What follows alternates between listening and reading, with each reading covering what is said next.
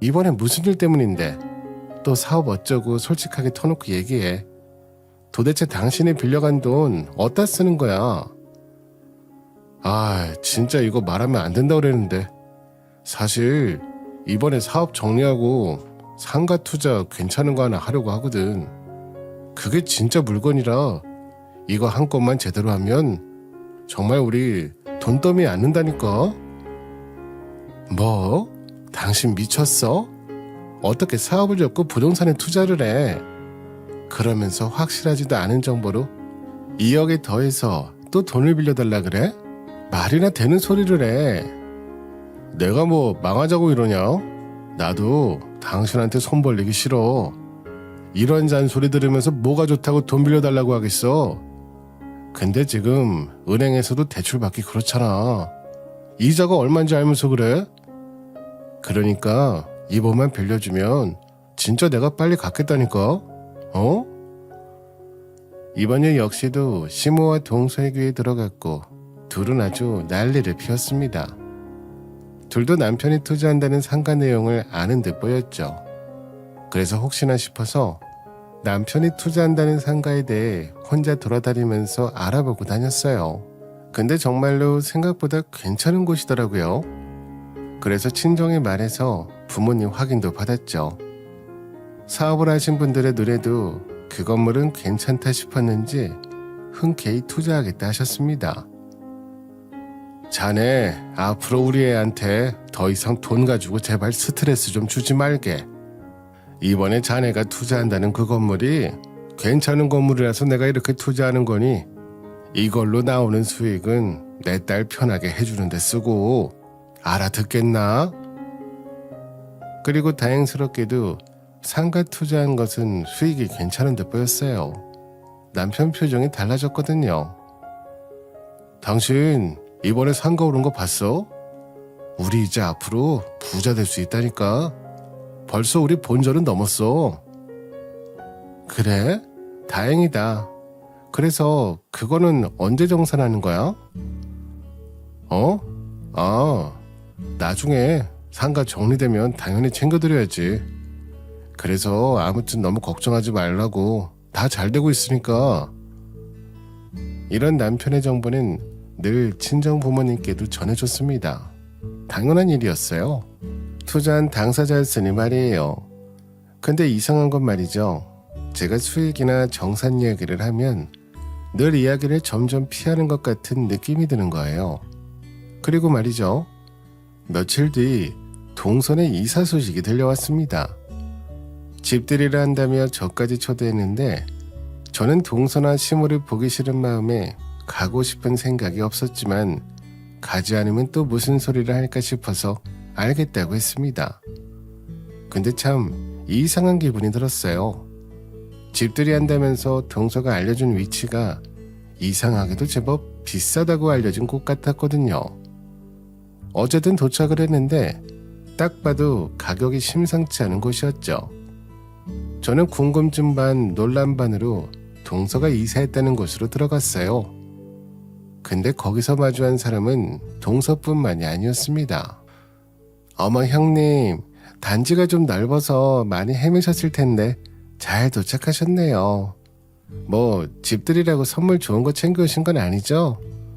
집이 이렇게 크다 보니까 이번에 이사하면서 가구들이랑은 싹 다 갈았거든요.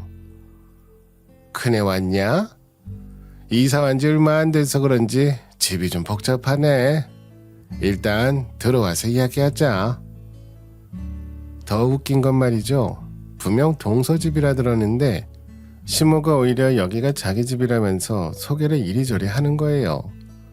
그런 시모 옆에서 동서는 마치 자신도 집의 주인인 양 되는 것처럼 행세를 하는데 이 상황이 이해가 되질 않아서 그 둘에게 물었죠. 지금 이게 무슨 일이에요? 어머니 말에는 여기가 본인 집이라고 말하는 것 같고 동서 말 들어보면 여기가 마치 자기 집이라는 것처럼 이야기하는데요. 아, 내가 너한테 말 안 했니? 아무리 생각해도 내가 10년 동안 작은 애한테 받은 것도 있고 둘째도 나 평생 모시고 살겠다 하는데 같이 살자 그랬지. 저한테는 그런 말 한마디도 없으셨잖아요. 그리고 무슨 돈으로 이 집을 구하신 거예요? 이 집 딱 봐도 몇십억은 넘을 것 같은 곳인데. 어머머, 너 지금 시애미한테 눈 동그랗게 뜨고 뭐 취조라도 하니? 그래, 이 집 20억 줬다. 됐니?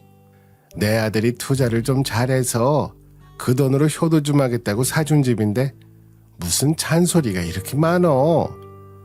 그리고 여기 명의는 우리 돌봐주는 값으로 얘네 앞으로 돌리려고 하니까 그렇게 알아라. 첫째하고는 다 이야기가 된 부분을 왜 내가 너한테 이렇게 설명까지 해야 되니? 어머님, 형님도 설마 이게 탐나서 이러시겠어요? 그냥 궁금해서겠죠. 아무튼 그렇게 됐네요, 형님. 너무 그러지 마세요. 전 너무 어이가 없었어요.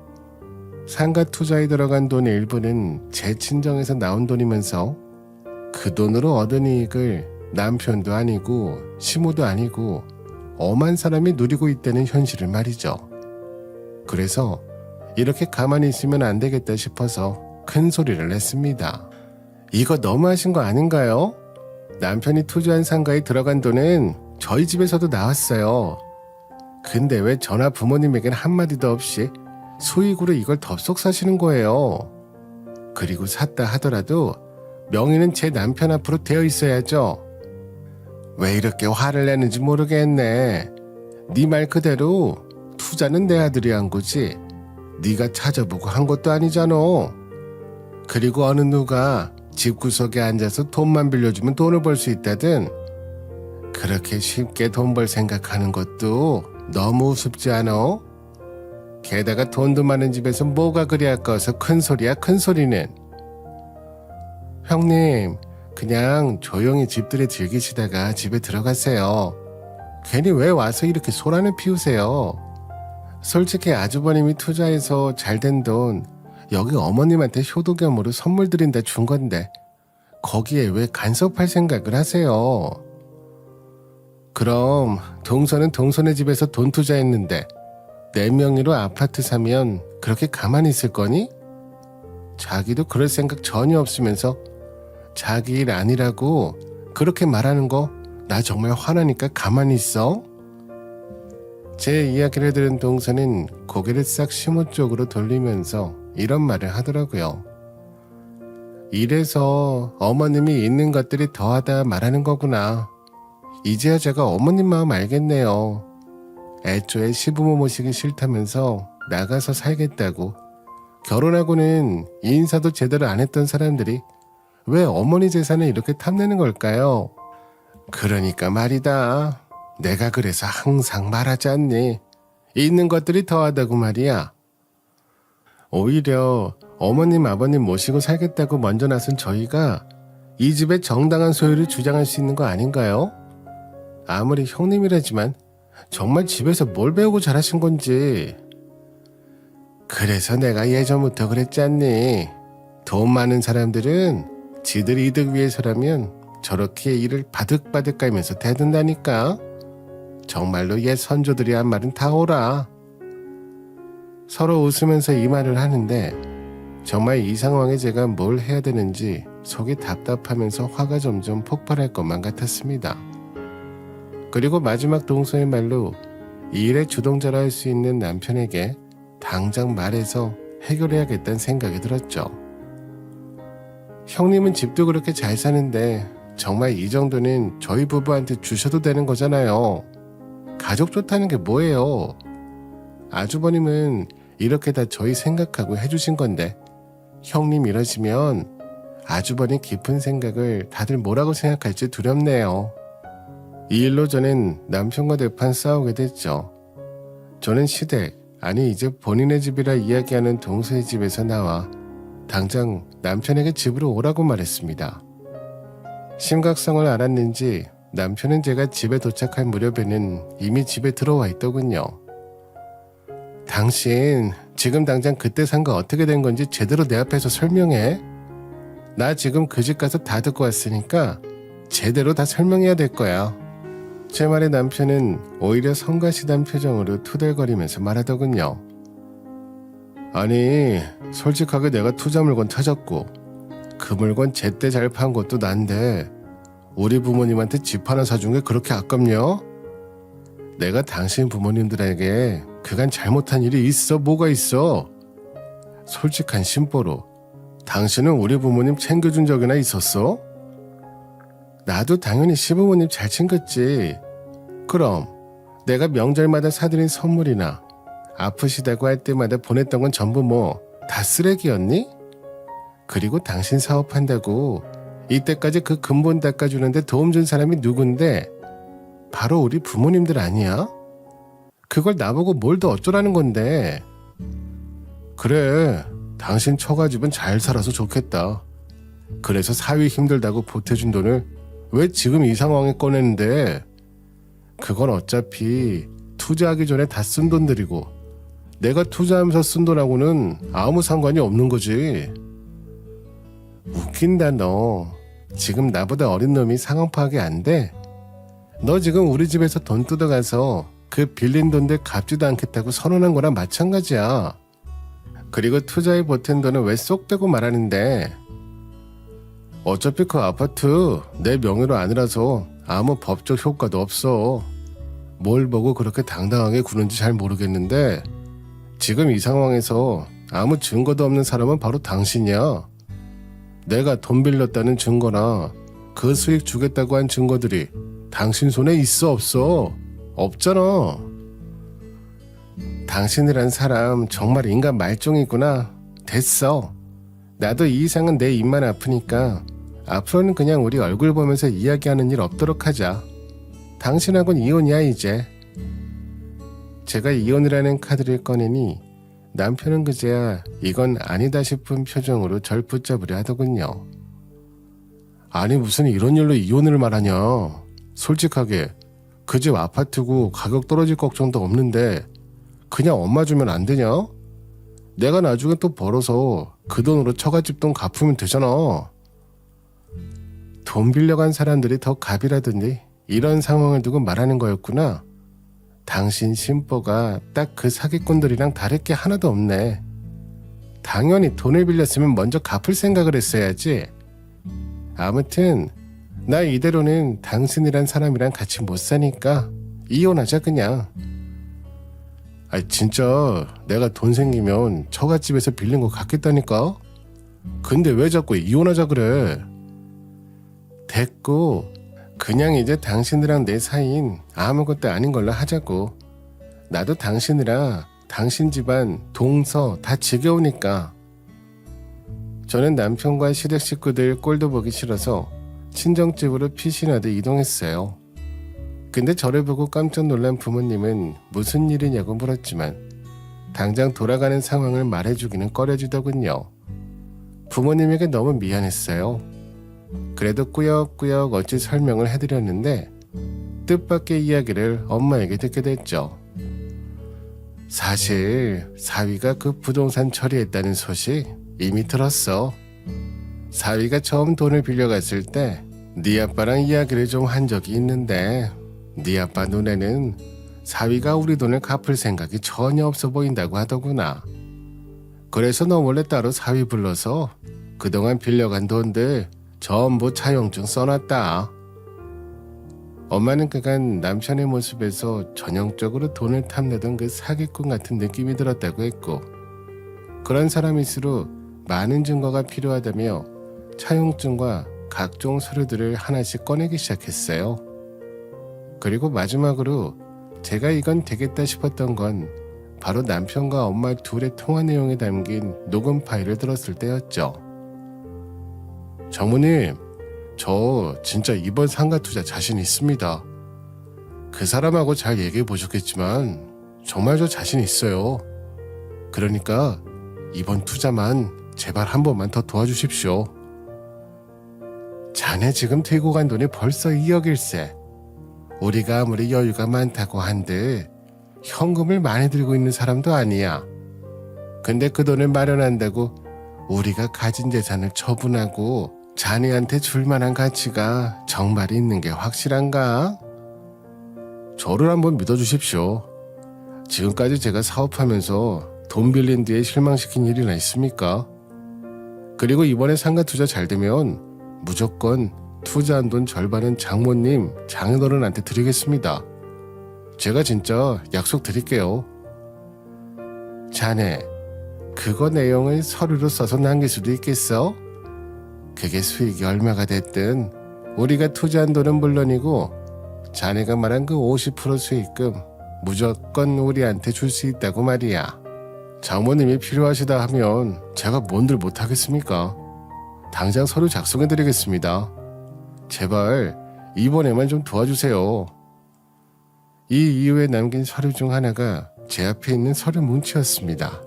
평소 사업을 하시던 부모님이셨기에 이런 돈과 관련된 일들을 항상 서류로 남겨놓고 증거를 만들어두는 것이 좋다는 걸 알고 계신 분들이었거든요.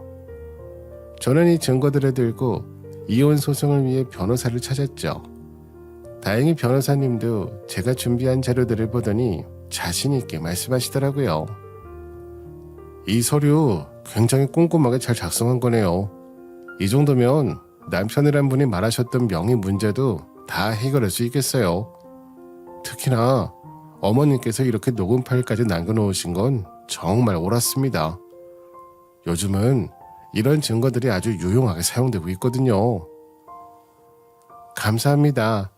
혹시 그럼 제가 이번 소송으로 남편에게 받을 수 있는 금액이 대략 어떻게 될까요?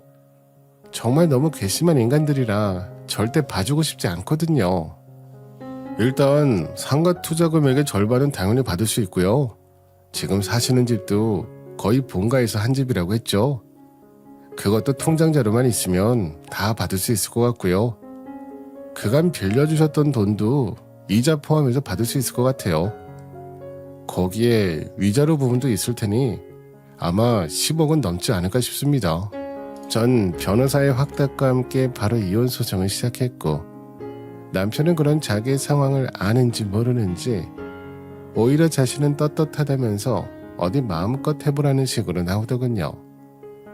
저는 그러거나 말거나 법정에서 보자 말했죠.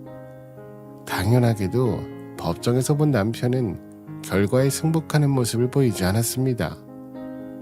오히려 자신이 왜 이런 돈을 제게 줘야 되냐며 소동을 일으켰죠. 그러면서 소송 이후에는 전화까지 와서 저에게 따지기 시작했습니다.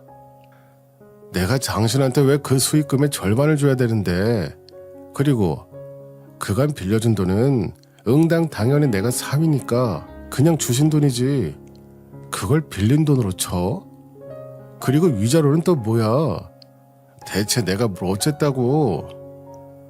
너 진짜 대단한 놈이다. 그걸 내 입으로 설명해 알아들어? 법정에서 다 설명 들었을 거 아니야. 너란 놈이 우리 집 돈 탐낼 때마다 우리 집에서는 그거 다 서류로 남겼고 넌 그거 다 갚겠다고 서명까지 했어. 그리고 우리 엄마한텐 그 수익금 절반 무조건 주겠다고 확언의 서류까지 작성했고 그런 서류는 효력 없다고 하던데 그게 정말 증거가 된다고? 그렇다고 왜 내가 그 돈을 당신한테 주는데 그건 나랑 당신 부모 간 사이에서 일어난 일이잖아. 중간에 돈이 오갔던 게 내 계좌거든. 너 정말 멍청하구나. 계좌 거래는 무조건 증거가 남는 거래야. 알겠어? 솔직히 그것 때문에 우리 엄마가 그간 머리 아프면서 고생했던 것도 다 치고 싶었는데 그건 참은 걸 다행으로 알아.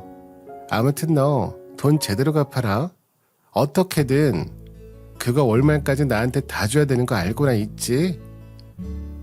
아니 이번 연도 끝나기 얼마 남지도 않았는데 내가 그 돈을 어떻게 마련해? 기한 좀 늘려. 그래야 내가 갚아줄 거 아니야. 뭐 알아서 하든지. 아무튼 나는 소송 때 이자하고 다 이야기했으니까 그 기간 내에 안 갚으면 매달 이자 따박따박 잘 갚고. 전 그렇게 남편과 이혼 후 상가 투자 수익금의 절반인 10억을 받아내는 것은 물론이고 부부 명의로 되어 있던 재산들에 대한 것들도 위자료를 받을 수 있었어요. 전 남편은 백방으로 뛰어다니면서 돈을 구하려고 했지만 정해진 기간까지 돈을 마련하지 못했는지 나중엔 그 아파트를 급매로 팔았다는 소식이 들리더군요. 놀라운 사실은 하나 더 있었습니다. 그 아파트 가격이 안 떨어질 거라면서 떵떵거렸다고 했잖아요. 근데 이혼 소송이 끝나고 난 뒤에 귀신같이 값이 떨어졌지 뭐예요. 전 남편은 손해를 막심하게 보게 됐고 기존에 있던 대출도 있었으니 집을 판 돈으로는 자기 상황을 다 처리할 수 없어 보였죠. 어쨌거나 전 남편에게 10억 돈도 받고 정상적으로 위자료까지 다 받았습니다. 안 그러면 소송할 거라고 하니까 순순히 내놓더군요. 나중에 들은 소식으로는 예전에 동서부부가 살았던 작은 원룸 같은 곳에 시부모님까지 해서 옹기종기 모여 산다고 해요. 사업할 때도 알아봤지만 이래저래 돈 빌리러 많이도 다녔더라고요. 아무튼 전 지금은 편안한 마음으로 잘 살고 있습니다. 전 남편과 연관된 사람들 일은 그냥 잊고 살려고 하고 있어요. 지금에 드는 생각은 전 남편이란 놈은 제 집을 보고서 그냥 저한테 비율을 맞춰주면서 잘해주는 척하며 산 게 아닌가 싶더군요. 사람 본성이라는 게 쉽게 숨기기 어렵잖아요. 제 이야기를 들은 청자님들은 그럴 일 없겠지만 새로 사귀는 사람들은 쉽게 믿지 않는 게 좋을 것 같다는 말을 하고 싶어요. 이상하게 나한테 잘 맞춰주는 사람도 마찬가지고요. 날씨도 변덕스러운데 다들 건강 유의하시고요. 제 사연 끝까지 들어주셔서 너무 감사합니다.